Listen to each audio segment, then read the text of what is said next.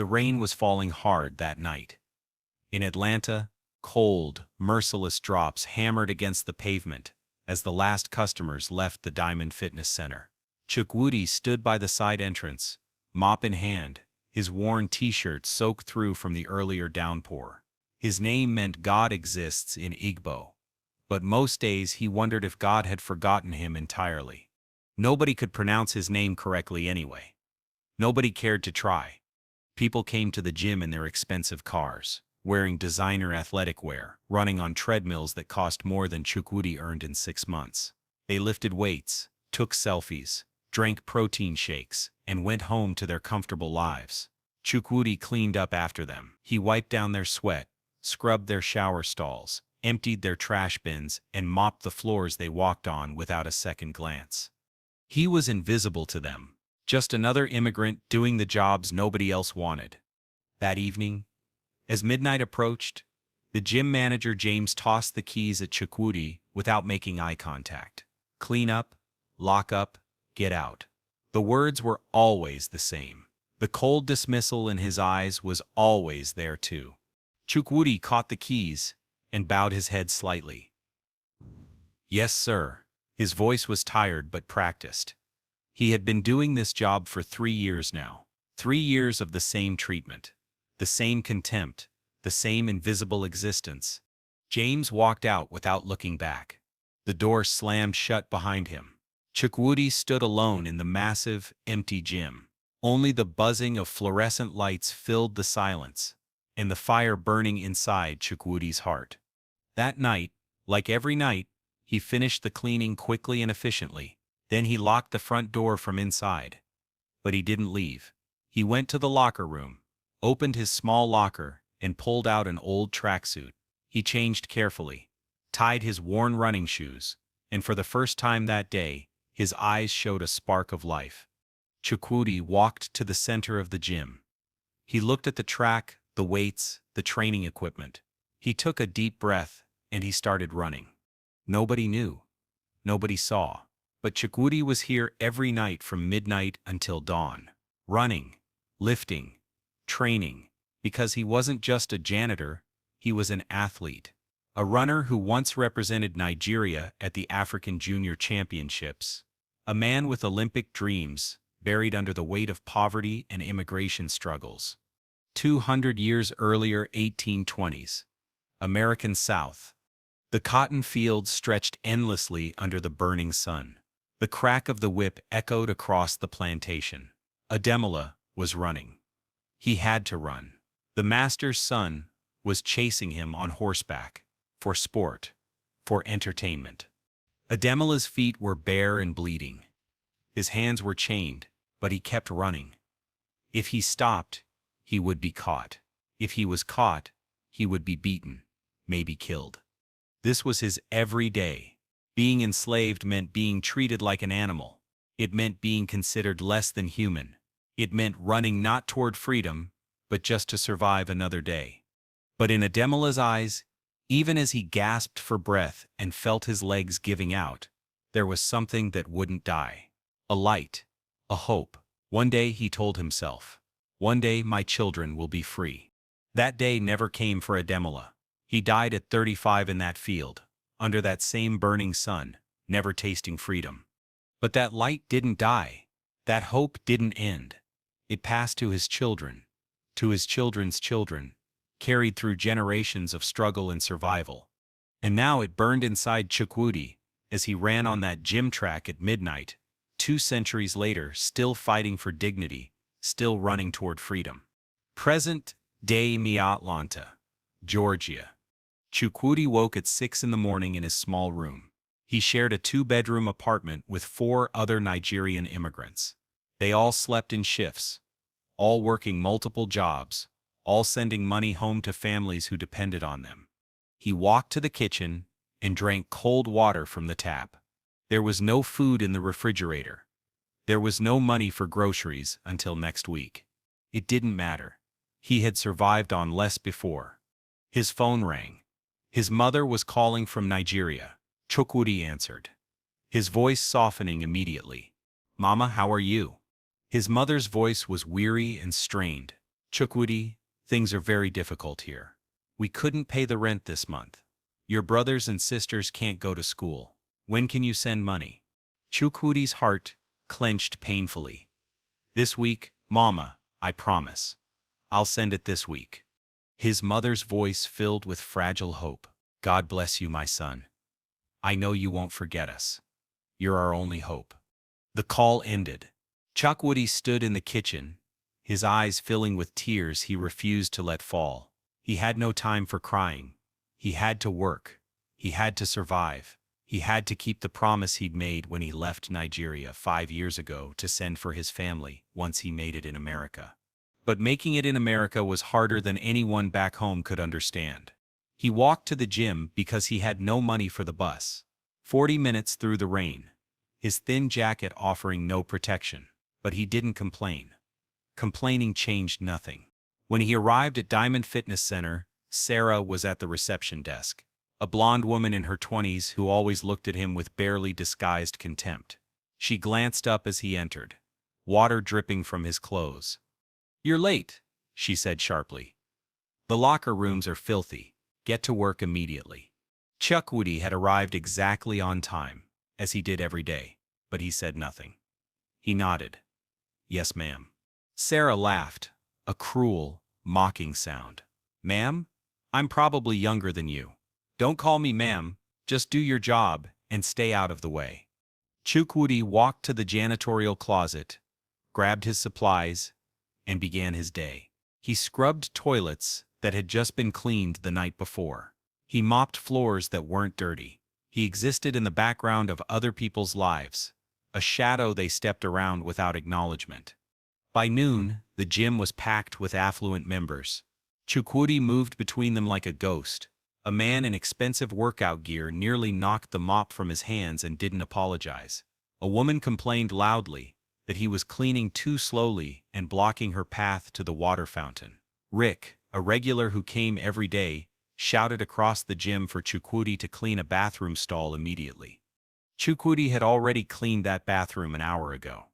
But he went anyway. "Yes, sir, right away." Rick turned to his friends and laughed loudly. "You see how obedient these people are? Never question anything. That's why they're perfect for this kind of work." His friends joined in the laughter. Chukwudi heard every word, he always did. But his face remained neutral, expressionless. Inside he was counting 1, 2, 3. Stay calm, endure. One day this will end. The afternoon dragged on. More contempt. More dismissal. More invisible labor. When the gym finally closed at 10 p.m., Chukwudi was exhausted, but his night was just beginning. James approached him with the keys. "Oh, and Chukwudi, we're installing new security cameras next week. The technicians will be here Monday. Until then, don't stay late after closing. Just clean and leave immediately." Chukwudi's heart stopped. Cameras? New cameras that would record everything? "Yes, sir," he managed to say, his voice barely steady. James left without another word. Chukwudi stood alone in the empty gym, his world collapsing. If they installed cameras with night vision and recording capabilities, they would see his midnight training sessions. He would be fired, possibly arrested for trespassing, maybe even deported. And worse than all of that, his dream would die. Voices from the past. That night in his cramped room, Chukwudi sat on his thin mattress and opened his ancient laptop. The computer was slow and barely functional. Held together with tape and hope, he opened YouTube and watched Olympic finals. Jesse Owens defeating Hitler's Aryan race theory in 1936 Berlin. Usain Bolt's impossible speed, Haile Gebrselasie's endurance records. All of them were black athletes. All of them had broken chains. All of them had shown the world what was possible. Chukwudi closed his eyes and imagined himself on that Olympic track representing Nigeria, carrying his country's flag, proving to everyone who had dismissed him that he was somebody. But then reality crashed back. His reality was this tiny room, this empty stomach, this janitor job, and now the security cameras that would end everything. His phone rang. It was Emeka, his roommate. "Chukwudi, I'm going to the store. Need anything?" Chukwudi looked at the $10 in his wallet. His food money for the entire week. No thank you, brother. Emeka laughed knowingly. You can't fool me. I know you haven't eaten today. I'll bring some bread and eggs. You can pay me back whenever. Chukwudi's eyes filled with tears. Thank you, brother. Truly. We're all in the same boat. We have to look out for each other. After the call ended, Chukwudi lay back and stared at the ceiling. The system was against him. Society was against him. His immigration status was precarious. His poverty was crushing. But he would not give up. He couldn't. Because he wasn't just fighting for himself, he was fighting for his family back home. For every immigrant struggling in silence, for every person told they weren't good enough. And most importantly, he was fighting for a demolist spirit, for his enslaved ancestor, who ran until his body gave out, for all the people who died in chains, but never stopped dreaming of freedom. 1 week later, the secret revealed. The camera installation had been delayed. Technical issues, James had said dismissively. Chukwudi had 1 more week, maybe 2, if he was lucky. That night, after the gym closed and he finished cleaning, Chukwudi changed into his training clothes once again. He stepped onto the track and began his warm-up routine. His muscles responded eagerly, his body remembering the years of serious training before poverty and immigration had derailed everything. What he didn't know was that someone was watching. Marcus Thompson sat in his car outside the gym. He was a former Olympic bronze medalist in the 400 meters, now a renowned track coach who scouted for talent. He had been coming to Diamond Fitness Center for a few weeks, observing, looking for that rare combination of natural ability and hidden potential. And he had noticed Chukwudi. Marcus had watched how the janitor moved, how his stride was naturally efficient, how his posture suggested years of athletic training. Something about this young man cleaning floors didn't add up. So tonight Marcus had waited. When he saw the lights still on long after closing, he got out of his car and approached the building. He peered through the window, and what he saw made him catch his breath. Chukwudi was running sprints, but this wasn't amateur running.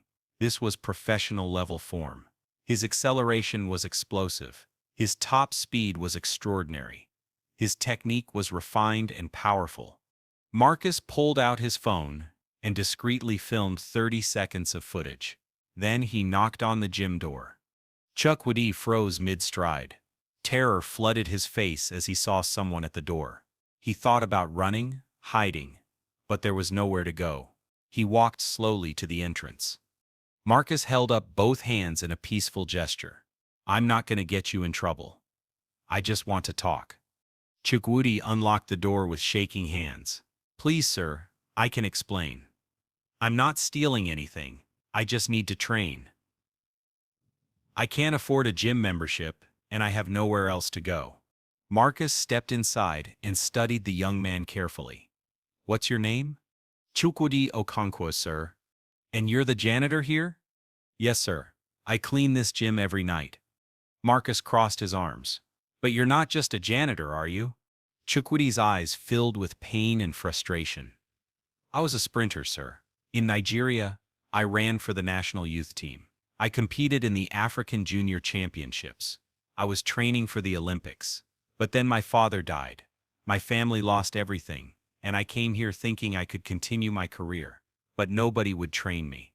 Nobody would even give me a chance to try out. They looked at my immigration papers, my lack of money, and they dismissed me immediately. Marcus listened intently. How fast are you? Chukwudi's voice was barely above a whisper. My personal best is 10.18 seconds in the 100 meters. But that was 3 years ago. I don't know what I can do now. Marcus's eyes widened. 10.18 would qualify you for major international competitions. That's Olympic trial level. Chukwudi shrugged helplessly. But it doesn't matter here. Nobody cares about what I can do. They only see a janitor, an immigrant, someone who should be grateful to clean their toilets. Marcus made a decision in that moment. Listen to me carefully, Chukwudi. My name is Marcus Thompson. I'm a track coach. I train athletes for Olympic trials, and I want to train you. Chukwudi stared at him in disbelief. Sir, I can't pay for coaching. I can barely pay for food. Marcus shook his head. I don't want your money. I want to see how fast you can really be, but you have to trust me, and you have to commit completely. Can you do that? Chukwudi's voice cracked with emotion. Yes, sir. Yes, I can do that. Good. And stop calling me sir. Call me coach. For the first time in 3 years, Chukwudi smiled. A real smile. Okay, coach. The training begins. The next morning, Marcus met Chukwudi at a public track across town.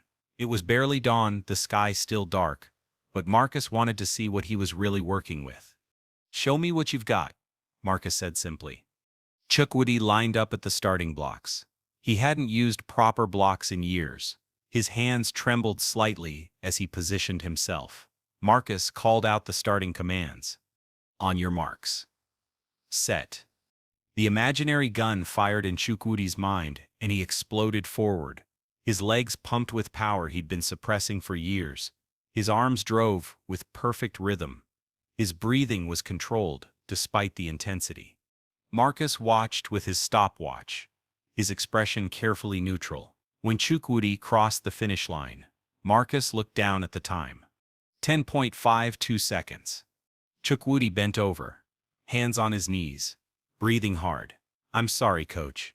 I know that's slow. I'm out of shape. I haven't had proper training or nutrition in years. Marcus walked over and put a hand on his shoulder. Chukwudi, that was incredible. Do you understand what you just did? Without proper training, without proper equipment, without proper nutrition, you just ran a time that would qualify for regional championships. With real coaching, you could be one of the fastest men in America. Chukwudi looked up, hope and fear warring in his eyes. Do you really think so? Marcus nodded firmly. I know so, but it won't be easy. We have 6 months until the Olympic trials. That means training every single day. No excuses, no shortcuts. Are you ready for that? Chukwudi stood up straight. I've been ready my whole life, coach. The double life. For the next 3 months, Chukwudi lived 2 completely separate existences. During the day, he was still the invisible janitor at Diamond Fitness Center, enduring the same contempt and dismissal. Rick still shouted orders at him. Sarah still treated him with disdain. James still tossed keys at him without acknowledgement. But before dawn each morning, and after his janitorial shift ended at night, he was an athlete in serious Olympic training. Marcus had connected him with a nutritionist who donated meal plans. A physical therapist volunteered time to prevent injuries. A sports psychologist worked with him on mental preparation. The transformation was remarkable. Chukwudi's body, already naturally athletic, began to develop visible muscle definition. His times improved steadily. Within 6 weeks, he broke 10.3 seconds.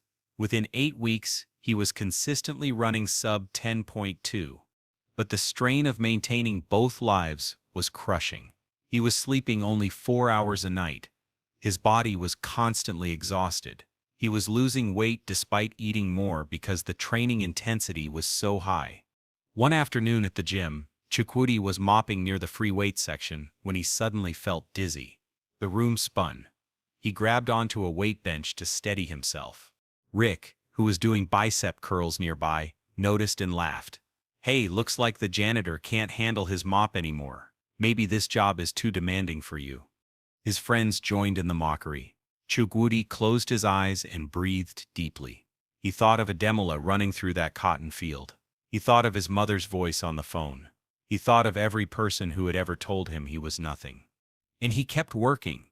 That evening, Marcus noticed Chukwudi's exhaustion during training. The young man's times were slightly slower. His form was deteriorating. Marcus called him over. Chukwudi, you can't keep doing both. The janitorial job is destroying your recovery time. You need rest to build strength. Chukwudi shook his head desperately. Coach, I have to keep that job. I send money to my family every week. My mother, my siblings, they depend on that money. Without it, they'll be on the street. Marcus understood the impossible position. But there was no easy solution.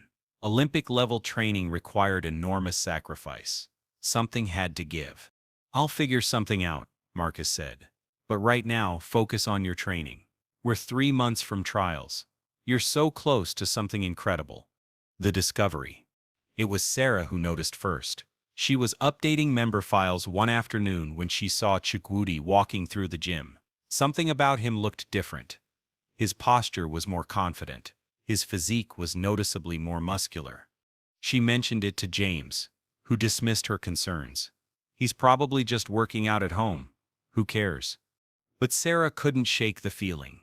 There was something about the way Chukwudi moved now. She started paying closer attention. One evening, after the gym closed, she pretended to leave, but then came back. She watched from her car as Chukwudi finished cleaning, then changed into athletic clothes she'd never seen before. He left the gym carrying a training bag. Sarah followed him at a distance. He walked to the public track 3 miles away, and there under the lights she saw him training with an older black man who was clearly coaching him. She watched as Chukwudi ran sprints that were breathtakingly fast. The next morning, Sarah went directly to James's office. "I found out what Chukwudi is doing. He's training to be a professional runner. He has a coach and everything." James looked up from his paperwork, irritated. "So what? That's his business." Sarah leaned forward. "But what if he's using our gym after hours? What if he's been training here without permission? That's theft of services." James considered this. The new cameras would be installed next week. If Chukwudi had been using the gym, they'd have evidence. And that would be grounds for immediate termination and possibly prosecution. "Let's wait for the cameras," James decided. "If he's stealing from us, we'll deal with it then." Sarah smiled. A cruel, satisfied smile. She had never liked Chukwudi. Something about his quiet dignity had always irritated her. Now she might finally have a reason to get rid of him. The confrontation. The cameras were installed on a Monday. By Wednesday, James had reviewed the footage, and there it was, clear evidence of Chukwudi using the gym facilities after hours for personal training. James called Chukwudi into his office. Sarah was there too, her arms crossed, looking triumphant. "Sit down," James said coldly. Chukwudi sat, his heart pounding. He knew immediately what this was about. James turned his computer screen to show the security footage. "Care to explain this?" Chukwudi watched himself on the screen, running on the track, lifting weights, training in the gym he cleaned every night. His throat went dry. "I can explain, sir. I never damaged anything. I always cleaned up. I just needed somewhere to train." James cut him off. "You've been stealing from us, using our facilities without authorization. That's theft. I should call the police." Chukwudi's world collapsed. "Please, sir, don't do that. I'll stop. I promise I'll never do it again. Please don't call the police. If I'm arrested, I'll be deported. My family will have nothing." Sarah spoke up, her voice dripping with false sympathy. "You should have thought of that before you decided to steal from your employer. Actions have consequences." James nodded. "You're fired. Effective immediately. Turn in your keys and clean out your locker. You have 15 minutes. Chukwudi stood on shaking legs. The Olympic trials were 2 months away. He was in the best shape of his life, and now it was all ending. "Please." He tried one more time. "I need this job. I'll work for free. I'll do anything." James pointed to the door. "Get out now." The breaking point. Chukwudi walked out of Diamond Fitness Center for the last time carrying a small box with his few belongings. The rain was falling again, just like that first night 3 years ago when he'd started this job full of hope. He walked aimlessly for an hour, not wanting to face his roommates, not ready to call Marcus, unable to think about calling his mother with this news. He ended up sitting on a bus stop bench, soaked through, holding his box of belongings, wondering how everything had fallen apart so completely. His phone rang. It was Marcus. Chukwudi almost didn't answer, but he couldn't avoid this conversation forever. "Coach," he said. His voice broken. Marcus heard something wrong immediately. "What happened?" "They fired me. They found out I was training at the gym at night. They called it theft. I'm done, coach. I have no job, no way to support my family, and I can't train properly without access to facilities. There was a long silence. Then Marcus spoke, his voice steady and strong. Listen to me very carefully. Chukwudi, where are you right now? At a bus stop near the gym. Stay there. I'm coming to get you. Don't move. 20 minutes later, Marcus pulled up in his car. Chukwudi got in, still clutching his box. Marcus drove without speaking until they reached a small diner. They went inside and Marcus ordered coffee and food. Eat, Marcus commanded. Chukwudi picked at the food, his appetite gone. I'm sorry, coach. I've let you down. All that work you put into training me. And now it's over. Marcus shook his head firmly. It's not over. Not even close. You were fired from a janitorial job. That's unfortunate. But you're still the fastest runner I've seen in 10 years. You're still 2 months away from Olympic trials, and you're still going to make it. Chukwudi looked up, tears streaming down his face. How, coach? How am I supposed to train without a gym? How am I supposed to eat properly without money? How am I supposed to send money to my family? Marcus reached into his bag and pulled out a folder. He placed it on the table between them. I've been working on this for a few weeks. I knew your situation couldn't continue, so I reached out to some contacts. There's a training scholarship available through the National Athletics Foundation. It covers living expenses, training costs, and equipment for athletes preparing for Olympic trials. I submitted your application 3 weeks ago. You were approved yesterday. Chukwudi stared at the papers in disbelief. What does this mean? It means you'll receive a monthly stipend for the next 6 months. It means you'll have access to world-class training facilities. It means you can focus completely on running without worrying about money, and it means you can send support to your family. Chukwudi couldn't speak. He couldn't process what he was hearing. Marcus continued. There's more. I also connected with the Nigerian Athletics Federation. They've been following your progress through the videos I sent them. They want you to compete in the Olympic trials representing Nigeria. If you qualify, you'll run for your country in the Olympics. Chukwudi put his head in his hands and sobbed. Everything he'd dreamed of, everything he'd sacrificed for, was suddenly possible. But, coach, why? Why would you do all this for me? Marcus's eyes grew distant. Because 30 years ago, I was you. I was a poor black kid from the south side of Chicago. Everyone told me I'd never make it. I worked 3 jobs while training. I slept in my car some nights. And then a coach named William Harris saw me running and changed my life. He trained me, believed in me, got me into the Olympics. I won bronze in 1988. And I promised myself that if I ever had the chance, I'd do for someone else what Coach Harris did for me. Marcus looked directly at Chukwudi. You're fast enough, talented enough, and dedicated enough to compete at the highest level. All you needed was someone to believe in you and give you a real chance. Now you have that chance. Don't waste it. The comeback. The next 3 months were a blur of intense training. Chukwudi moved into a small apartment provided by the scholarship. For the first time in years, he had enough to eat, time to sleep properly, and access to professional training facilities. His times dropped dramatically.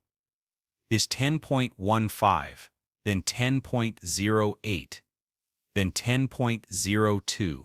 By the time the Olympic trials arrived, Chukwudi was running consistent sub-10-second 100 meters. The word had spread through the track and field community. There was a Nigerian immigrant, a former janitor, who was posting times that rivaled the fastest Americans. Some people were curious. Others were skeptical. Many were openly hostile.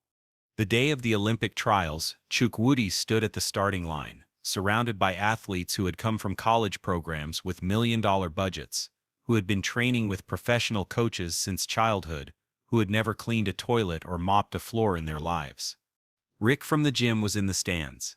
He'd heard about the viral story of the janitor training for the Olympics and had come out of curiosity. When he saw Chukwudi on the track, his jaw dropped. "That's our janitor," he said to his wife. "That's the guy who used to clean our gym." As the runners took their positions, Chukwudi looked up at the crowd, thousands of people watching. In the past, he'd been invisible. Now everyone was staring. He closed his eyes and thought of Ademola running through that cotton field with chains on his wrists. He thought of his mother in Nigeria praying for him. He thought of Marcus believing in him when nobody else would. The starting gun fired. Chukwudi exploded off the blocks. His start was perfect. His acceleration was powerful. By 50 meters, he was in second place. By 70 meters, he'd taken the lead. His legs pumped with a fury born of years of suppressed potential. He crossed the finish line in first place. The clock read 9.94 seconds.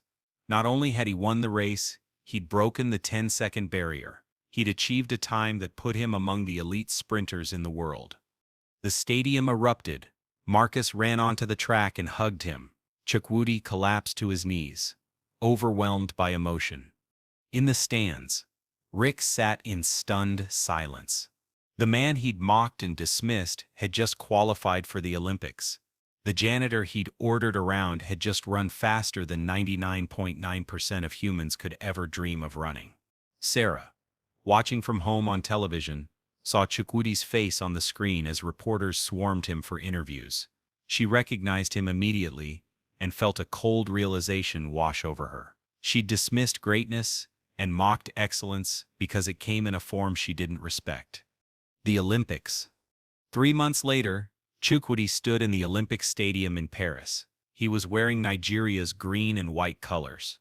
The stadium held 80,000 people. Millions more watched around the world. This was the men's 100-meter final. The fastest runners on earth. Chukwudi was in lane 6. The underdog. The janitor. The immigrant who wasn't supposed to be here. As he walked to the starting blocks, he looked up at the crowd. Somewhere in the stadium, his mother was watching. Marcus had arranged for her and his siblings to fly from Nigeria for this moment. They'd never left Africa before. Now they were witnessing their son, their brother, compete on the world's biggest stage. Chukwudi positioned himself at the blocks. He looked down the track. 100 meters. The distance between obscurity and immortality. The distance between being invisible and being remembered forever. The stadium fell silent. The starter called out the commands. On your marks. Chukwudi's hands pressed against the track. He felt the rough surface under his fingertips. Set. His body coiled like a spring, every muscle ready to explode. The gun fired. Chukwudi launched forward with everything he had. His start was explosive. His stride was perfect. He could feel the other runners beside him, the greatest sprinters in the world, all pushing with the same desperate intensity. At 50 meters, he was in third place. The favorites were ahead. But Chukwudi had something they didn't. He had years of pain to fuel him. He had ancestors who'd been forced to run in chains. He had a family depending on him. He had every person who'd ever dismissed him. At 70 meters, he moved into second place. The crowd was roaring. His legs were burning, but he pushed harder than he'd ever pushed before. At 90 meters, he pulled even with the leader. The finish line was right there. Just a few more strides. Just a few more seconds. They crossed the line simultaneously. The stadium held its breath as everyone looked at the scoreboard. Gold medal, 9.86 seconds. Chukwudi Okonkwo, Nigeria. Silver medal, 9.86 seconds. Marcus Johnson, USA. A tie. Chukwudi had tied for the Olympic gold medal. He had run the race of his life and become Olympic champion. He fell to the track, overwhelmed. Marcus climbed over the barrier and ran to him, lifting him up. They embraced, coach and athlete, both crying. In the stands, Chukwudi's mother was screaming and crying. His siblings were jumping and celebrating. Around the world, millions of Nigerians erupted in celebration. During the medal ceremony, as the Nigerian national anthem played, and Chukwudi stood on the podium wearing his gold medal, he looked out at the crowd and thought about the journey, from that rainy night as a janitor to this moment as Olympic champion. After the ceremony, Reporters surrounded him. One asked the question everyone wanted answered. How does it feel to go from being a janitor to Olympic gold medalist? Chukwudi thought carefully before answering. I was never just a janitor. I was always an athlete. I was always a champion. The world just couldn't see it. People looked at me and saw someone to dismiss, someone to order around, someone invisible. But I was always here. My talent was always here. All I needed was someone to give me a chance to show it. Another reporter asked about his message to other immigrants struggling in low-wage jobs. Chukwudi's voice was strong and clear. Never let anyone make you feel small. Never let anyone convince you that you're only what they see. You are more than your circumstances. You are more than your current situation. And one day, the world will see what you've always known about yourself. 1 year later, Chukwudi returned to Diamond Fitness Center. Not as a janitor this time. He came as an Olympic gold medalist visiting his old workplace. James and Sarah met him at the door. Both looked uncomfortable. The gym had gained notoriety for firing the man who went on to win Olympic gold. James had faced significant criticism. Chukwudi, James began. We owe you an apology. We treated you terribly. We were wrong. Chukwudi looked around the gym where he'd spent so many nights training in secret. He thought about all the contempt, all the dismissal, all the pain. But he also thought about Marcus's words, about rising above bitterness, about using success to create opportunity for others. I forgive you, Chukwudi said simply. But I want you to understand something. I'm not unique. There are thousands of immigrants in this country with incredible talents and abilities. They're working in your restaurants, cleaning your offices, driving your rideshare cars, and you dismiss them every day because you can't see past their circumstances. He looked directly at Sarah. You never asked me about my background. You never wondered if I had dreams or talents. You just assumed I was nothing because I cleaned toilets. Sarah's face reddened. You're right. I'm sorry. Chukwudi continued. I'm starting a foundation to help immigrant athletes who can't afford training. I want to make sure no one else has to train in secret, has to choose between feeding their family and pursuing their dreams. And I'm asking Diamond Fitness to be a partner. Donate gym access to athletes who need it. James nodded quickly. Yes, absolutely. Whatever you need. As Chukwudi left the gym, he passed the janitorial closet. He paused and looked inside at the mops and cleaning supplies. He thought about the young man who'd pushed that mop 3 years ago, exhausted and invisible, but never giving up on his dream. That young man had become an Olympic champion, and now he would help others do the same. Epilogue. Chukwudi Okonkwo went on to win 2 more Olympic medals in his career. He became one of the most decorated sprinters in Nigerian history. But more importantly, his foundation helped over